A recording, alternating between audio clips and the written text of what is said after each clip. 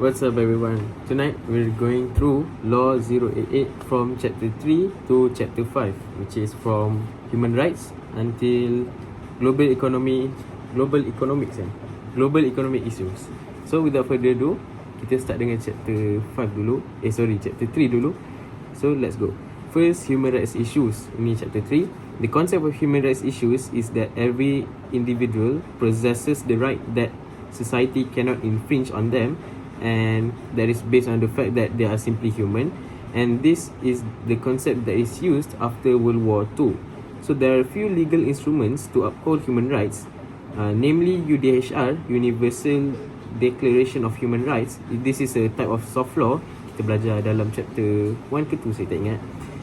Soft law. This UDHR states basic fundamental rights and freedoms, and it is divided into two main categories. The first one is under civil and political rights, under Article 3 to 21, and this covers the matters such as rights to liberty, prohibition of torture, freedom of thought and religion, so on and so forth.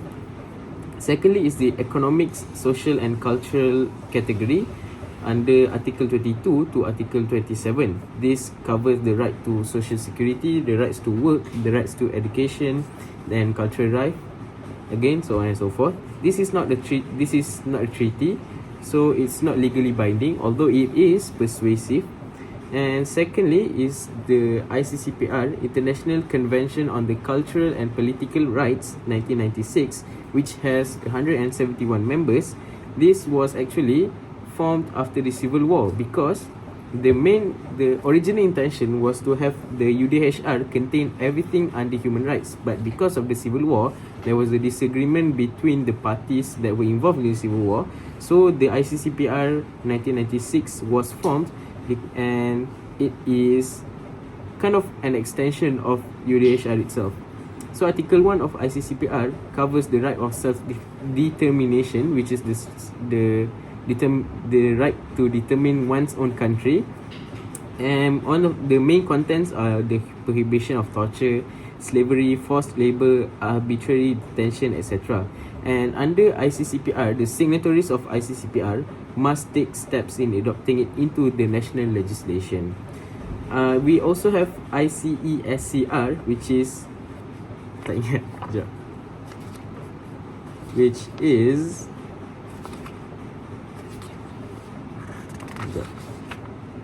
International Covenant on Economic, Social and Cultural Rights in 1996.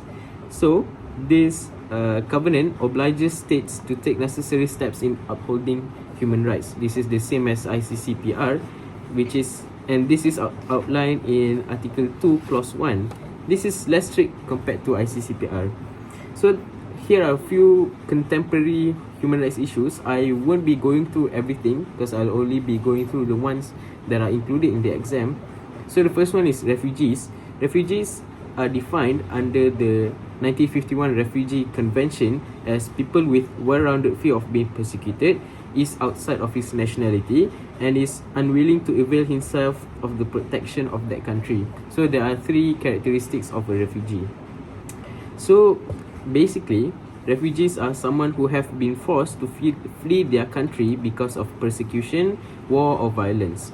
So there are a few international laws that actually protect refugees. The first one is the 1951 Convention on the Status of Refugees, and this convention actually sets the minimum standards of treatment, judicial status and the rights to employment for refugees.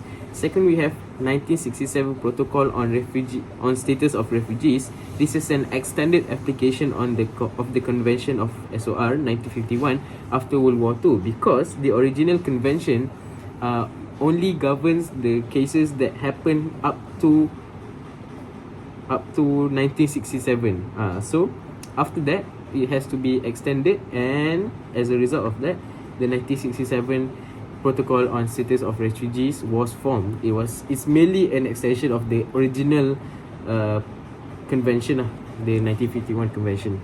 So there are other international laws such as the 1949 Fourth Geneva Convention relative to the protection of civilian persons in time of war. We have the 1954 Convention relating to the status of stateless persons, and that's about it. Now, there are few rights of refugees, and this is outlined under the International Bill of Human Rights. The International Bill of Human Rights is a combination of the three legal protections that we have mentioned just now, the UDHR, ICCPR, and ICESCR. So the three of these conventions are combined into one International Bill of Human Rights. So this is basically a conglomeration. It's a compilation of these three legislations, and some of the matters that are under this international bill is mainly under UDHR. Article 9 is prohibition of arbitrary arrest. Article 14 of UDHR, rights to seek asylum. Under Article 15, rights to a nationality. And under the 1951 Convention, Article 33 is the policy of non-refoulement. Non-refoulement refers to the policy that the refugees cannot be taken back into their native country. So that's the meaning of policy of non-refoulement.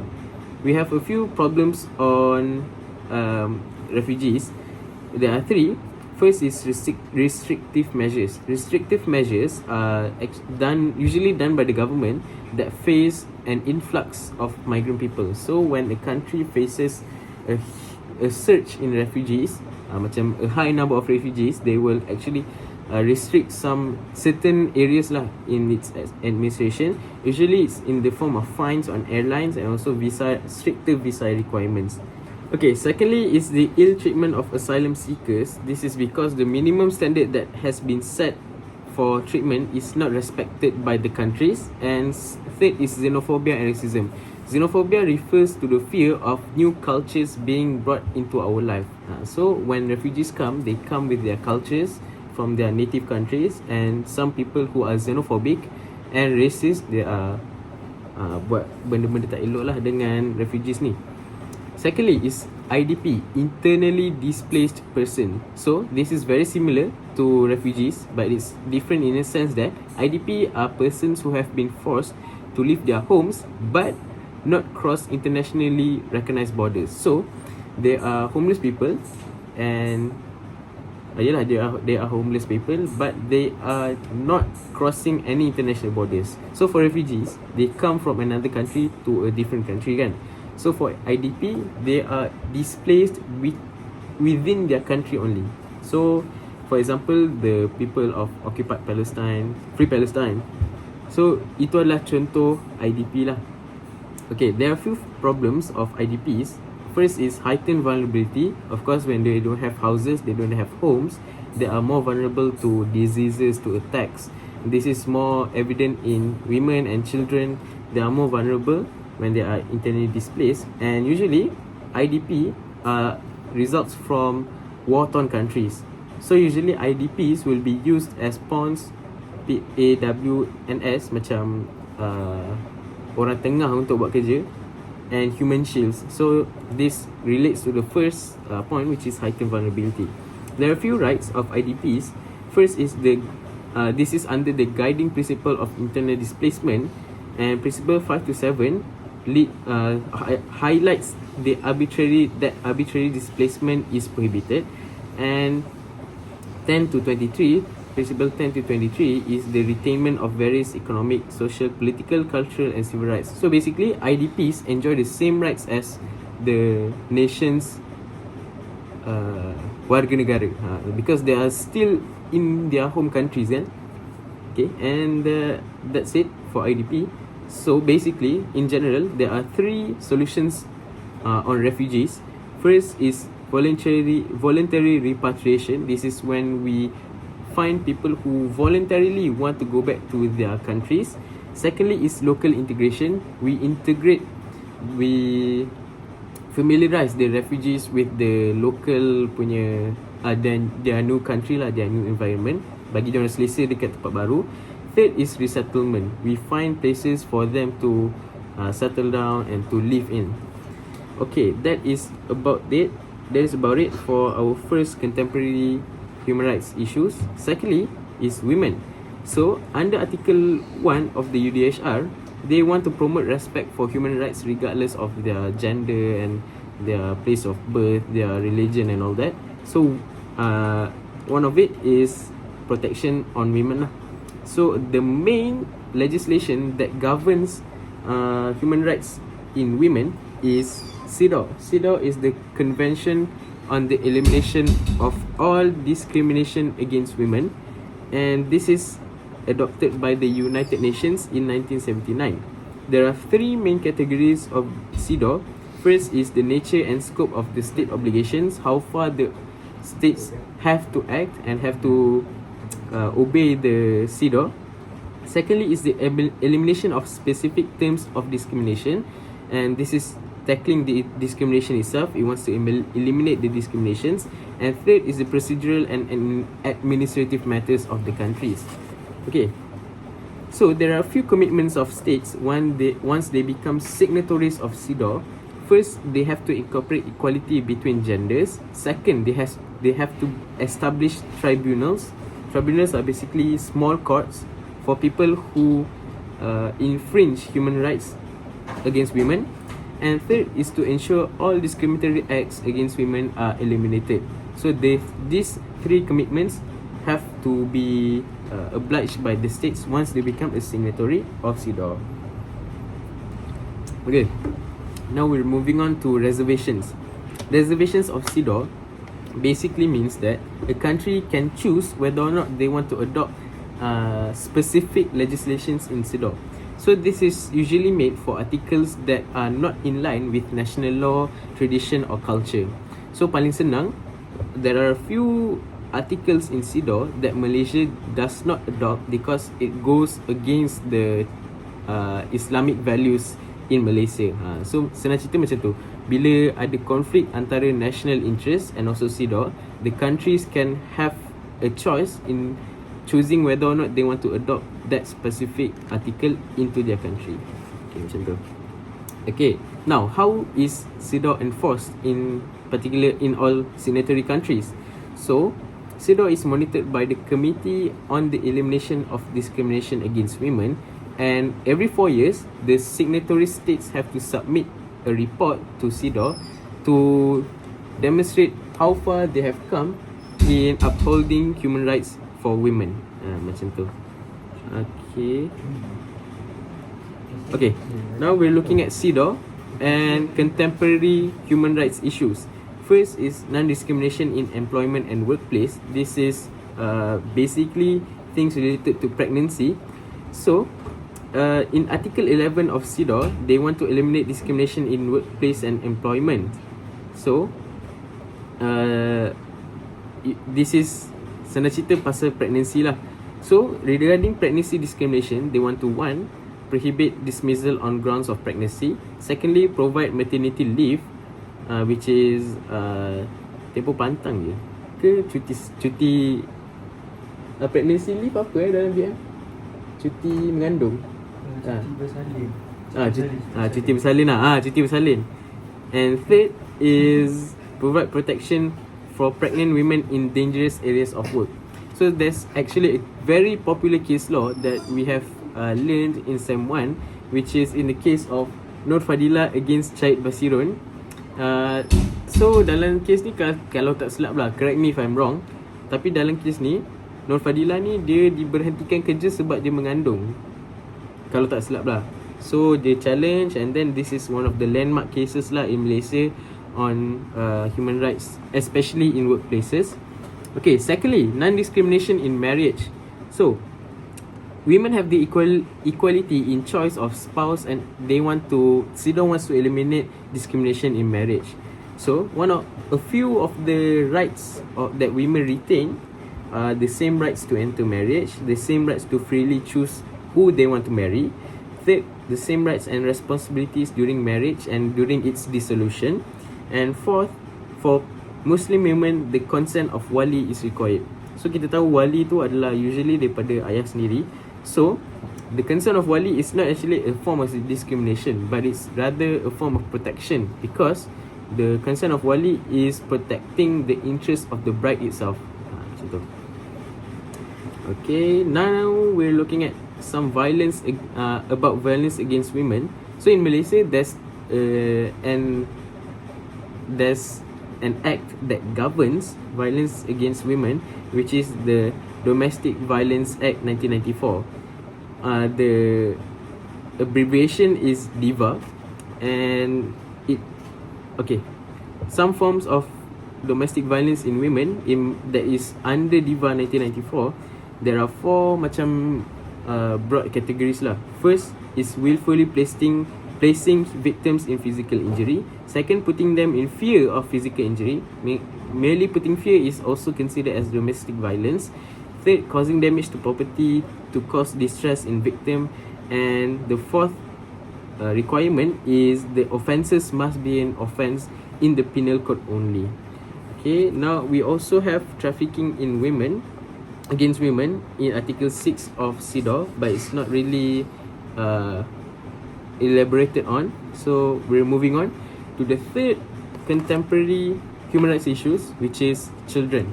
So under UNCRC, which is United Nations Convention on the Rights of the Child, 1989, children are defined as any human under 18 years old. So some of the general rights that children have, there are 4.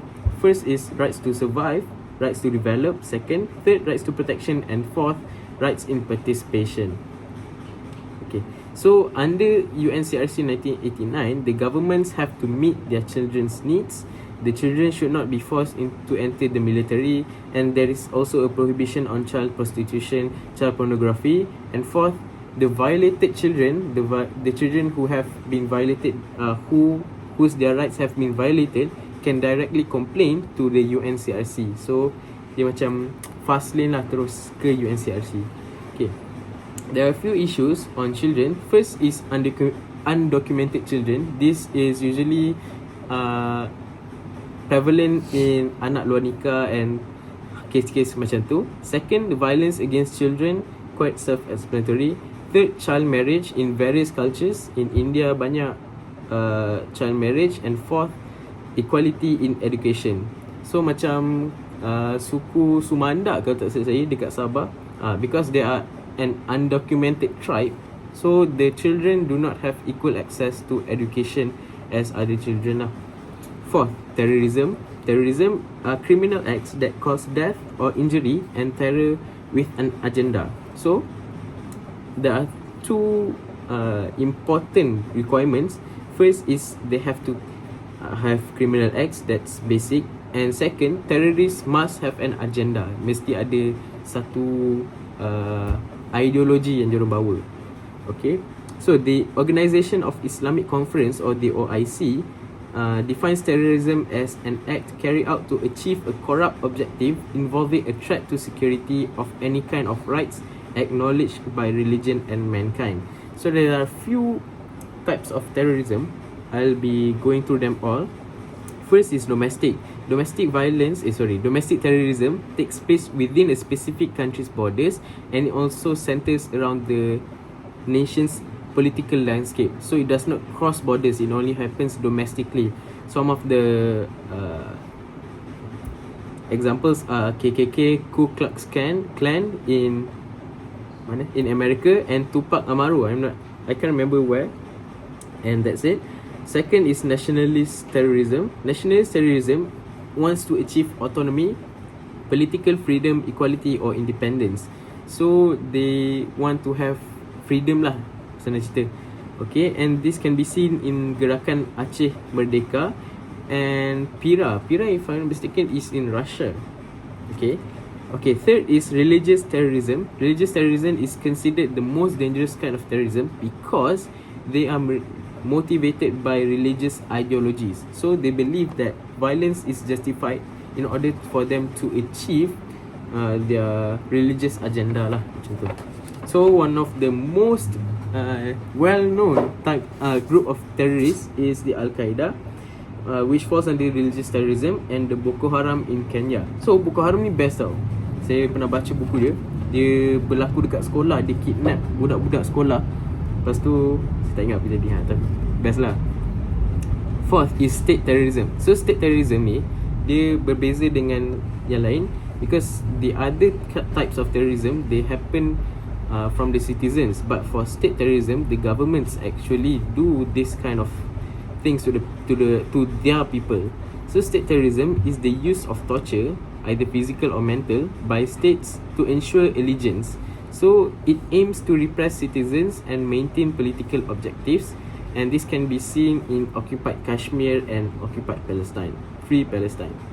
Fifth, global terrorism. So global terrorism is a combination of domestic, nationalist, religious and state terrorism. So it's a combo lah senang cerita, because they have interlinked attacks.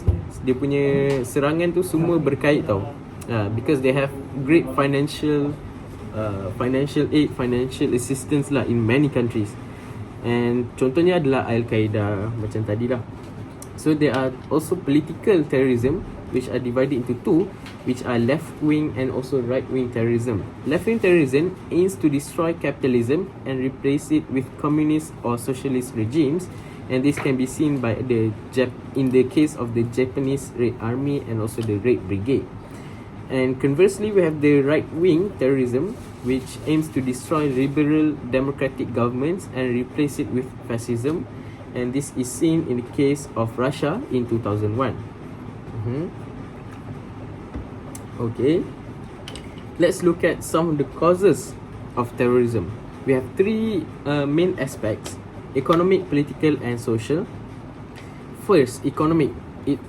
It is caused by poverty. So most people who enter these terrorist groups actually come from a less privileged state lah, less privileged area, less privileged way of life, and they join these terrorist groups because they have a lot of money, they have a lot of resources to pay lah, saya rasa bayar kot, pay these terrorist members lah. This can be seen in the case of Ajmal Amir Kasab. I'm not sure in Pakistan or India. He joined the terrorist groups because he wanted to support his family. His mom and dad were poor, and he joined the terrorist group because of their poverty. Secondly, political aspect. Political aspect comes from the government repression and wrongdoings. So whatever the government has done wrong to the citizens, it can cause an uproar or a revolution that can lead to terrorism. So this can be seen in the case of the Irish Republican Army. And third, social. Illiteracy and lack of education. Senang cerita, bila kita kurang edukasi, kurang pendidikan, kita akan senang, we are more prone to be influenced by other factors lah. And when we don't do our research, that's when it becomes a domino effect lah. One thing leads to another. Tahu-tahu kita dalam teroris, macam tu lah. Fourth is, ada 4 aspek. Fourth is religious. So this is usually linked to religious extremism, the conflict between two conflicting religious perspective lah senang cerita. So contohnya dekat Pakistan, where the Shia Muslims in a war with Sunni Muslims, and in Ireland where there is a war between Protestants and the Roman Catholic Christians there. So a few examples of terrorist attacks. I'm sure the first thing that you'll think of is the 9/11 attack in 2001, and that is one of the examples in the book, so I'm not going to explain. Saya rasa ramai dah tahu. And secondly, we have the Punjab terrorism. Punjab terrorism was a terror attack that happened in Pakistan or India. Sama, saya tak ingat juga, Pakistan or India, but they attacked 2 buses and killed 34 passengers in the 2 buses. Okay. Third is the 2008 Mumbai attack. They stormed some buildings and they killed people lah. They were armed with guns and all that. And one more example that I added myself is the Tokyo Sarin attack. So the Tokyo Sarin attack actually was another kind of religious terrorism. Banyak dekat YouTube, so boleh check lah lepas ni. Tokyo Sarin attack was basically an attack in the Tokyo metro system by a religious cult called Aum Shinrikyo. I'm not making the name up, Aum Shinrikyo. They attacked these metro trains and they released poisonous gas that killed, I think, hundreds of people. I'm not sure lah. Okay. Now there are a few methods of terrorists when they launch an attack and how they express their terrorism to the world. First is launching attack, paling obvious lah. Secondly is assassination and also kidnapping of important, usually political figures.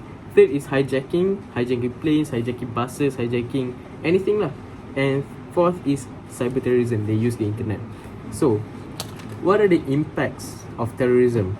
We also will look at it in three different aspects. First, economic. Economic is when there is a large financial allocation to rebuild damaged infrastructure as a result of the terrorist attacks. So when there is a large financial allocation to rebuild this damaged infrastructure, this will reflect on the security of the nation itself. So when other foreign investors look at the country, they will be less convinced lah. They were less likely to invest in that particular country. Secondly, society. This will cause disintegration and also tension among society lah. Macam dia akan merenggangkan hubungan antara masyarakat. Okay. Third, kita tengok political pula. Political, it becomes a complication of world politics because if you remember in chapter 2 kalau tak silap of this topic, the existence of non-state actors comprises terrorist groups. So when non-state actors enter the global political landscape, this will complicate the process of law making process and all of that. Sebab ada non-state actors yang comprised of terrorist groups. So what are the methods to overcome terrorism? We have 5. First, set up procedure. We have to set up strict procedures in order to catch these terrorist groups. Second is citizen involvement. Citizens have to alert the authorities if they see some irregular and also suspicious activities. Third is to control media power. So we have to control the spread and also the possession of social media from these terrorist groups. Fourth is to have positive incentive. So this tackles directly to the terrorist groups. We offer positive incentive to the groups in order for them to stop whatever they are doing. So when they stop, we give the positive incentive, positive rewards lah. And fifth is education. So we have to educate the public at large lah, senang cerita. Okay, we are done with chapter 3. Now we're going to chapter 4, global environmental issues. So in global environmental issues, dia ada, senang cerita, kita akan belajar pasal environment lah. So let's go. So the environment is a set of natural, social and cultural values existing in a particular place and time. This is the general definition. However, the Environmental Quality Act 1974, which is an act in Malaysia, defines the environment as a physical factor of the surroundings of the human beings, including biological factors of animals and plants and social factors of aesthetic. Saya tak tahu last kali tu maksud dia apa. Okay. Now we're moving on to environmental degradation. Apa benda environmental degradation ni? So when translated directly, it means kerosakan alam sekitar. So environment degradation is basically the deterioration of the environment, and there are a lot of types of environmental degradation. We're looking at it. We're going to look at it one by one. First is pollution. Pollution is pencemaran. Bukan pencemaran ke? Wait, pollution apa dalam BM? Pencemaran. Pencemaran lah, betul lah. Okay. First is air pollution, which is the contamination of the atmosphere that disturbs the natural composition and chemistry of the air. Water pollution, any contaminated water that degrades the water quality and purity. We have soil pollution, which is the contamination of the soil that prevents natural growth and balance of the land. We also have okay lah, tu 3 je sebenarnya main types of pollution. Okay. Secondly, soil erosion. Ni hakisan tanah, which is the destruction of the top layer of the soil resulting from human activities.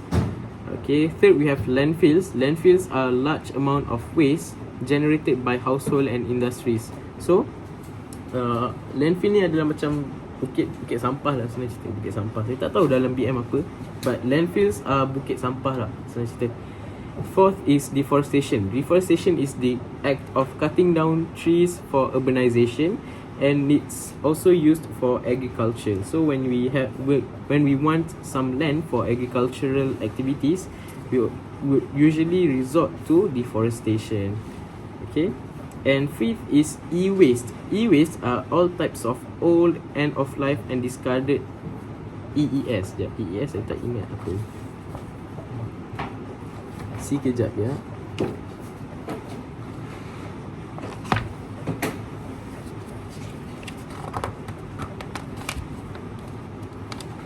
Okay, EES ni adalah electrical and electronic equipment.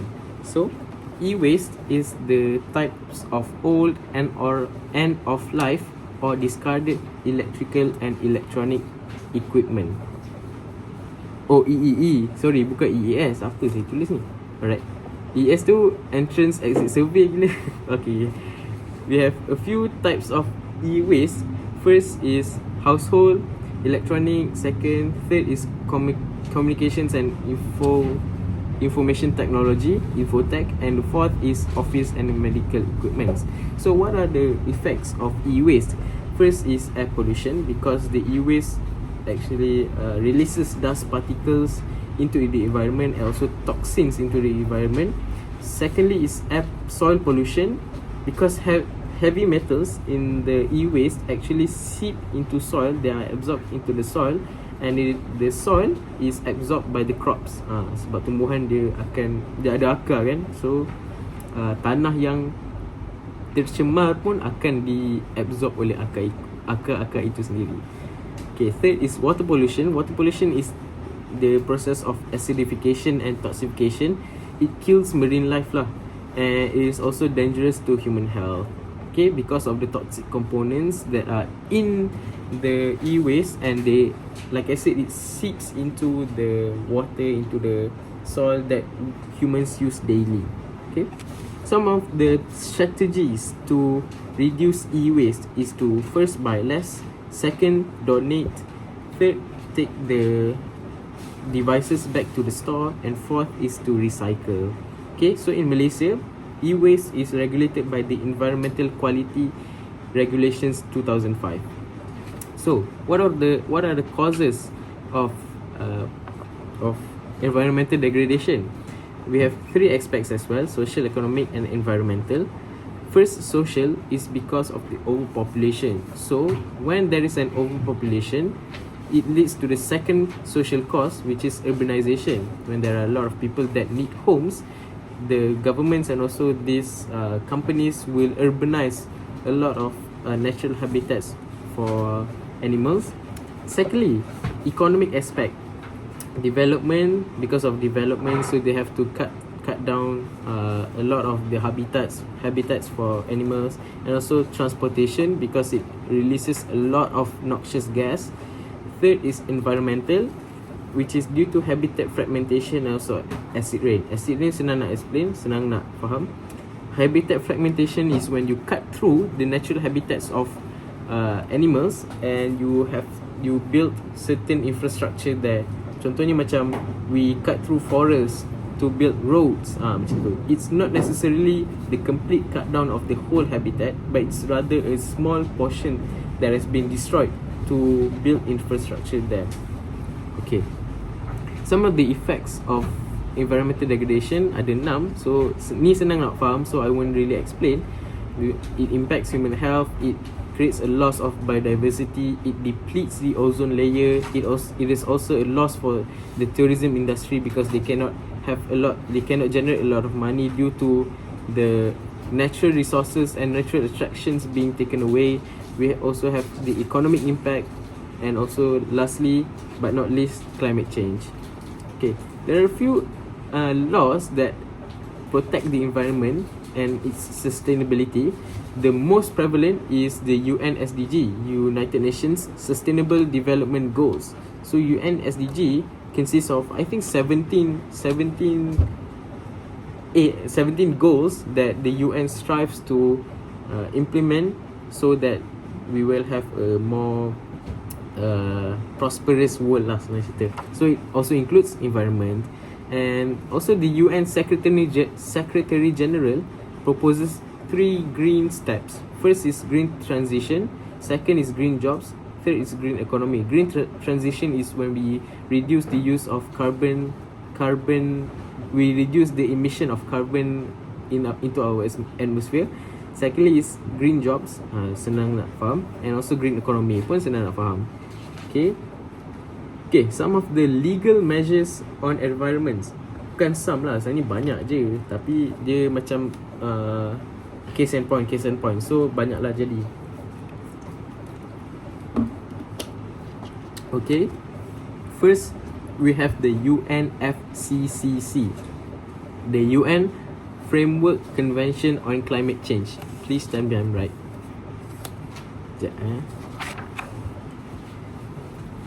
Yes, betul. UN Framework on Climate Change, UN Framework Convention on Climate Change 1992.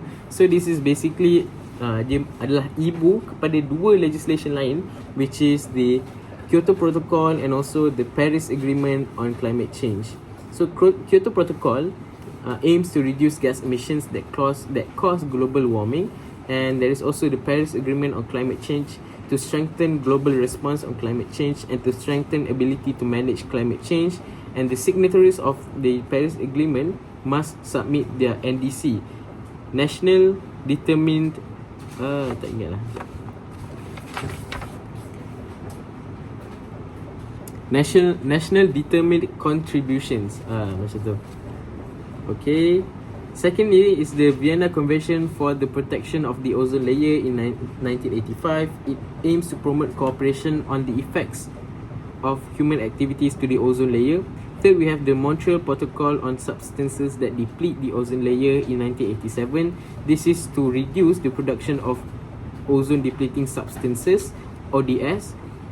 Fourth is the Basel Convention. This is to reduce the transboundary of movements of hazardous materials. Transboundary means the movement from one country to another. So transboundary is basically the international movement lah, senang cerita. And it also aims to prevent the transfer of waste to less developed countries. Because, fun fact, sebab saya masa Congress hari tu saya ada tengok pasal Basel Convention ni. So usually more higher developed countries, they transport their waste to less developed countries for the waste to be processed there. It's kind of a scummy move, tapi it's logical lah sebab tak tahu lah logical ke tak. So basically saya nak cakap yang more developed countries ni akan bring their waste to countries that are second or third world countries so that it can be processed there lah. So the Basel Convention wants to tackle this issue. Okay, and we also have the CBD 1992. I can't remember, the Convention on Biological Diversity. Yes, betul, Convention on Biological Diversity. This is a step into the right direction in conservation and biodiversity. We also have the sixth convention, which is the Cartagena Protocol on Biodiversity to CBD 2000. This is to control the international transfer of living modified organisms. We also have the ASEAN Agreement on Transboundary Haze Pollution. This is to tackle transboundary haze pollution from fires. And itu sajalah untuk convention. So in Malaysia, we have the Environmental Quality Act 1972 and also the Conservation Act 1960 and the Protection of Wildlife Act 1972. So those are all the legal measures. Banyak sampai 7 kata kat saya. 7. So these are all the legal measures. And let's look at the last part, which is non-legal measures.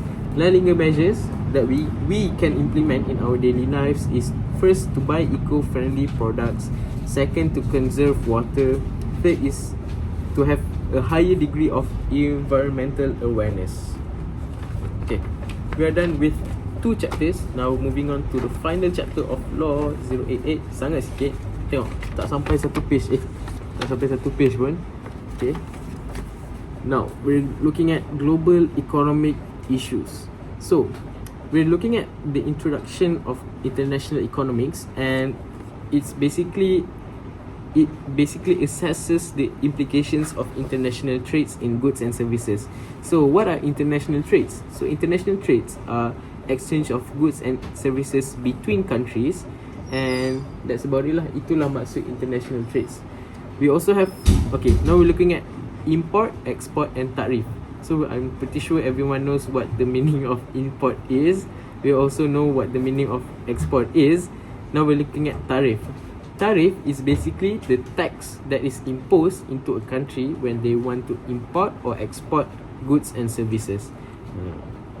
So one of the benefits of the benefits of tarif is actually to provide high quality products, and secondly to introduce new products into the market. Sorry, ini adalah benefits untuk import. Betul lah. Benefits of import is to provide high quality product and introduce new products into the market.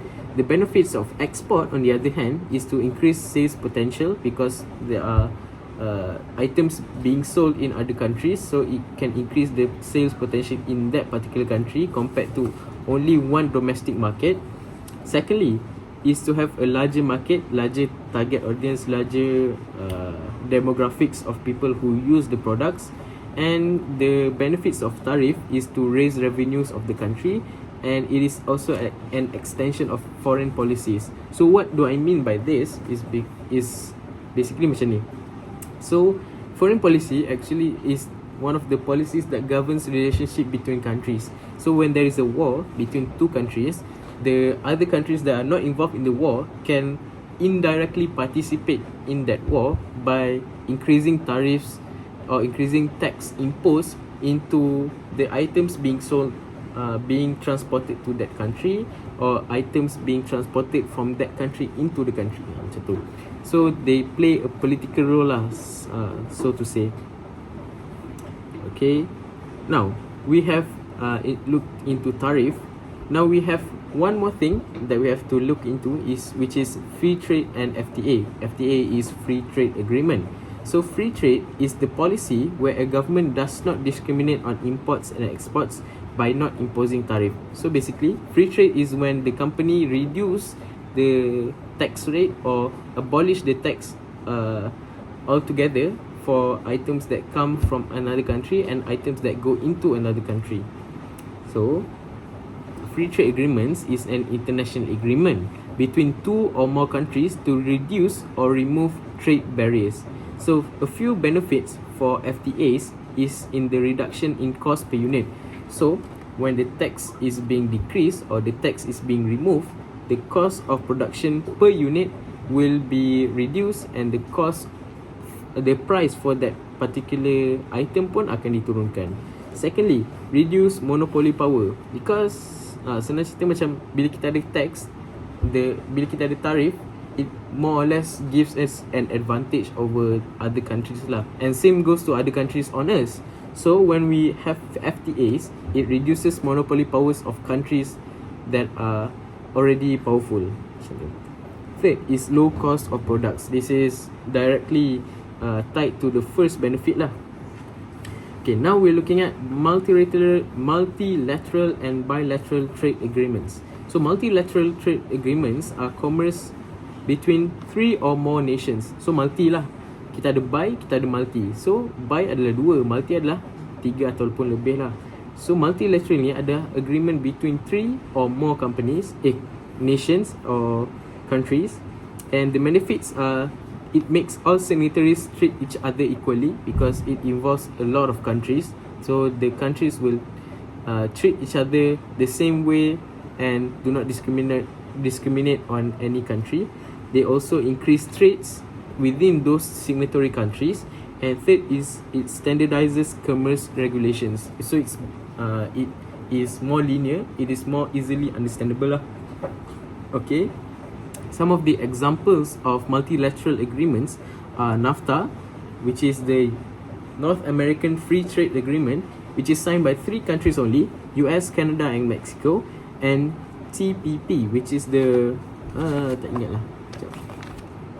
TPP.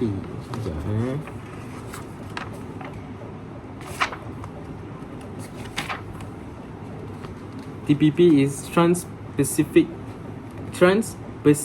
Trans-Pacific Partnership. Okay. This is signed by 11 countries lah. Okay. So bilateral agreements on the other hand, macam saya cakap tadi, banyak, by dua lah, agreements between two nations, and the benefits are it encourages technology transfer between the two countries. Second, it lowers cost and price of the items for the two countries macam tadi. And third is it increases foreign investment. So it increases foreign investment lah, senang nak faham lah. So what are the cons of import, export and tariffs? So tiga-tiga ni, what are the drawbacks of these three? So the first is threat to intellectual property, IP, threat to intellectual property. So senang cerita, kita ada keluarkan item baru tapi kita tak copyright pun barang tu. So bila benda tu masuk ke market luar, contoh masuk ke China lah, China paling senang lah, China, barang tu masuk dalam China, orang China dia boleh duplicate that same item for much less cost. So it also threatens our intellectual property, sebab itu idea kita tapi orang dah curi, buat item sendiri, buat barang sendiri, pakai IP kita. Okay. Secondly, poor working conditions. So poor working conditions actually is resulted by the high demand. So bila high demand, poor working conditions may come in the form of long working hours. Poor conditions may come in the form of low salaries. Poor conditions may even come from the environment of the workplace itself. So it leads to poor working conditions due to the high demand of the product. Third is the degradation of natural resources, because we want to produce items, we must take natural resources kan. Senang cerita macam tu. Okay. Now the last part, International Economic Organization. Kira tiga. First, World Trade Organization. Betul lah. WTO, World Trade Organization. This is the World Trade Organization is a form of organization that provides trade assistance. So the World Trade Organization acts as a negotiating forum if there are countries that clash on the subject of economics, and also they also provide technical assistance and training to countries. So senang cerita, World Trade Agreement ni adalah satu referee dalam apa-apa pergaduhan berkaitan dengan ekonomi. Situ. Secondly, IMF, which is the International Monetary Fund. This gives out financial loan to countries that require financial assistance, and they provide surveillance on financial condition. They also provide financial assistance and loans to countries that may need it. So mungkin US, mungkin Malaysia, mungkin Saudi Arabia, macam tu lah. Third is the World Bank Group, kalau tak silap lah. World Bank Group or WBG. So the WBG works similarly to the UN in the sense that they have a lot of bodies under it. So the WBG is one central organization, and they have 5 other organs that are extensions of the WBG. So the WBG provides financial assistance for long-term development. So contrasting with IMF, WBG actually gives out funds to countries that are in the process of development. So bila ada satu country yang perlukan duit untuk long-term development, contoh to build train tracks, to build roads, to build infrastructure, schools, hospitals, the WBG will give out this financial assistance. So it works within the IMF's standard SAP, Structural Adjustment Program, and it provides financial and technical assistance. So to recap, ada 3 International Economic Organization. WTO adalah macam referee untuk apa-apa pergaduhan ekonomi. IMF dia akan bagi hutang, dia akan bagi macam pinjaman kepada countries yang memerlukan. WBG akan bagi financial aid kepada countries yang sedang dalam process of development. So itu saja untuk chapter 5, itu saja untuk revision kita malam ni, itu saja untuk Law 088. So good luck on exam. Terima kasih. That's about it. Bye.